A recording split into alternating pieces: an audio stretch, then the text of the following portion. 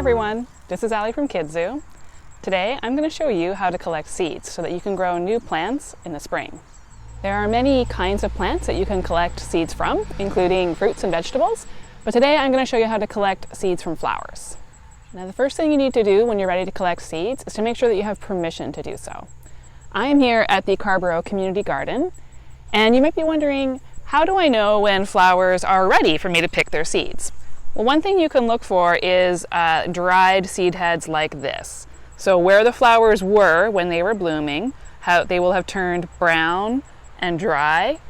Sometimes they have seed pods that will rattle a bit.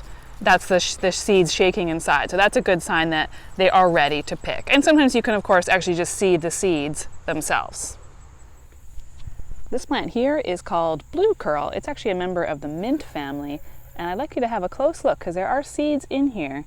Can you see those little round green seeds? They are not quite ready yet. When this plant has ripe seeds, they are black. Now if we look a little bit closely on over here, some of them are starting to turn black. But if I give the plant a little shake, no seeds are coming off, so they're not quite ready. Usually if you shake the seeds and the seeds come off, that shows that they're ready to harvest. So when they are ready to harvest, what I will do is I will put a paper bag around the ends of here and shake it, because the seeds are quite small and they're hard to collect one by one. And then when I shake it, the seeds will fall into the bag, and then I can take those home and dry them out. Here we have some purple coneflower. You can see this one here is not quite ready to bloom. And here's one in bloom. And then in behind me I have some seed heads, because this has actually been blooming all summer. Now birds love the seeds of this plant, so I often just leave it here for the birds. But today we're going to take a few of these seed heads. I'm just going to pop them right off here, and we're going to save them in a paper bag. And I'll take them home and see if we can collect some seeds off of that one. Here in my own garden we have some thimbleweed.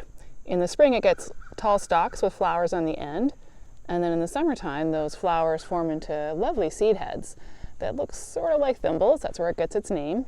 And then come fall, the seed heads turn brown, and you get these fluffy seeds that the wind will carry away and help spread around. So we're going to collect some of these seeds too. Okay, we're just going to put some of these in the jar here, and then I'll take them inside later and dry them out a little bit. It's okay if some of them just kind of fly away. They will make new little thimbleweeds elsewhere in my garden. Here are my thimbleweed seeds. We're going to take those inside. I also just want to show you an example of some other types of seed heads. This is hoary skullcap, just to give you an idea of what you should be looking for when you're looking for seeds. So the flowers were here, and now there's these dried out seed heads. That's where the seeds would be.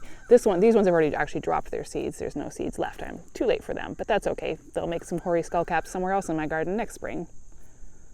Okay, now we are inside and we are going to have a look at the seeds I collected. Okay, we're going to start with our thimbleweed seeds. Here they are with all this fluff. Now you can see the dark seeds in the middle. The fluff is just fluff that you can pick away. And when you're done with them, the simplest thing you can do is just sow them directly back into the earth wherever you want your thimbleweed to grow. So you can just do that in the fall and then wait for the seeds to come up in the spring. But you can also dry these out, pick away as much of the fluff as you can first, and then dry them out, and then save them in a paper envelope or in a jar in a cool, dry place, and then sow them again in the spring. All right, now let's have a look at our coneflower. I gave this bag a really good shake, which is going to help to loosen up some of the seeds in here. Because there's a lot of stuff in here that's not seeds, just like the thimbleweed had all that fluff that was not seeds. If you're not sure what to look for, you can look up online for each particular kind of plant you're collecting seeds from. Look at what the seeds look like. I see one right here. Okay, and like the thimbleweed, we can plant this right now in the fall, or we can save it for the spring. And you can also look up the particular instructions for sowing, for when and how to sow the seeds for your plant. All right, we're going to save these ones for spring. Thanks for joining us today. If you want to learn more about plants, you can check out the Botany Basics and Gorgeous Gardens Discovery Packs on the Kidzu at Home website. You can also head over to our Junior Gardeners webpage for more activity ideas. Bye!